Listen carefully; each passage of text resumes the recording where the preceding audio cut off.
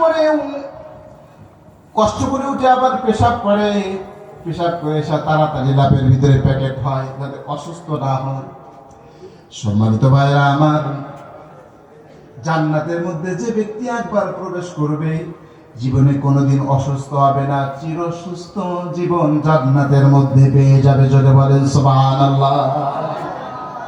Number 2, যে ব্যক্তি জান্নাতের মধ্যে একবার প্রবেশ করবে বয়স থাকবে 33 বছর। কত বছর? আরো জোরে বলেন। 33 বছর। এটা পুরুষেরও থাকবে, মেয়েরও থাকবে। অহৌরুন আইন কামসারিল লুলুইল মাকনুন।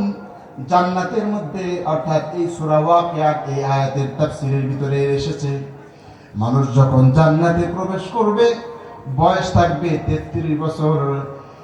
এমন 33 বছর যুবক যখন জান্নাতে প্রবেশ করবে কোনদিন 33.5 বছর হবে না, 33 বছর সারা জীবন থাকবে। জোরে বলেন সুবহানাল্লাহ। নাম্বার 3, কোনদিন দাড়ি গজাবে না। সুবহানাল্লাহ কোন। দুনিয়ার মানুষ সুন্দর দেখানোর জন্য দাড়ি সেভ করে। কি করে? সুন্দর দেখানোর জন্য, স্মার্ট দেখানোর জন্য। কারণ দাড়িওয়ালা মানুষ, দাড়িওয়ালা কোনো ব্যক্তি যদি দাড়ি রাখে তাহলে ওই মেয়েরা তাকে লাইক করে না, পছন্দ করে না, বিয়ে করতে চায় না। এই জন্য অধিকাংশ যুবকরা বিয়ার পরে দাড়ি রাখে।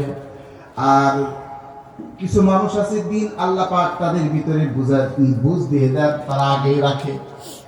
আমার ভাইয়েরা, জান্নাতের মধ্যে শুধু সবুজ রঙের মোজ থাকবে, সবুজ রঙের পোশাক থাকবে।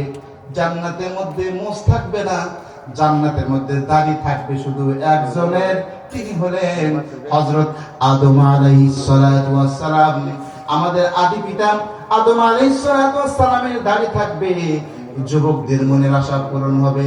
সেদিন আর ওই সেলুনে যা শেভ করা লাগবে না, ক্লিন শেভ করা লাগবে না। আল্লাহ পাক জান্নাতের মধ্যে এই আশা পূরণ করে দিবেন। জোরে বলেন সুবহানাল্লাহ।